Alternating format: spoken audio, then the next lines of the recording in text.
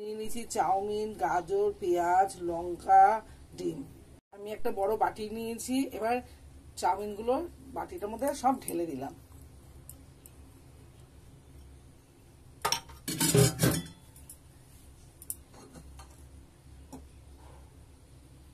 গাজর, পেঁয়াজ, লঙ্কা কুচিগুলো সব দিয়ে দিলাম।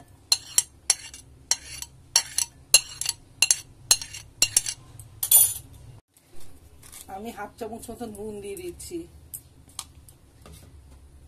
এবার ডিম দুটো ফাটিয়ে দিয়ে দেবো।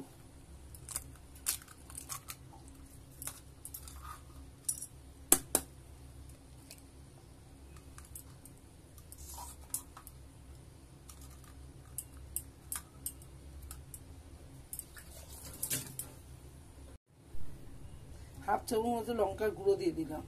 আপনার নুন আর লঙ্কা নিজের স্বাদ অনুযায়ী দিয়ে দেবেন। হাফ চামচ গোলমরিচের গুঁড়ো দিয়ে দিলাম। আমি গ্যাস জ্বালিয়ে দিয়েছি। গ্যাসে আমি একটা ননস্টিক প্যান বসিয়ে দিচ্ছি। তারপর আমি তেল দিয়ে দিচ্ছি।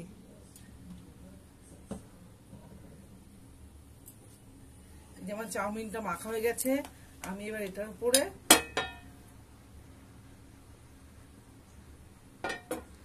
আমি চাউমিনটা দিয়ে দেবো।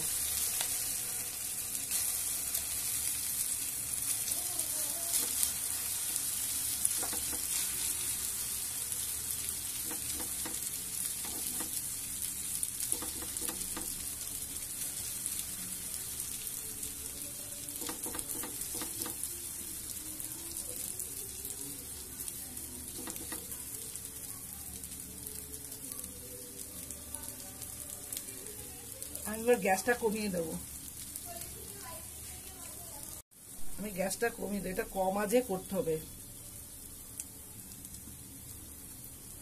একদম কম আঁচে ভাজা ভাজা করতে হবে। আমার একবার হয়ে এসছে, আমি আবার উল্টে দিচ্ছি।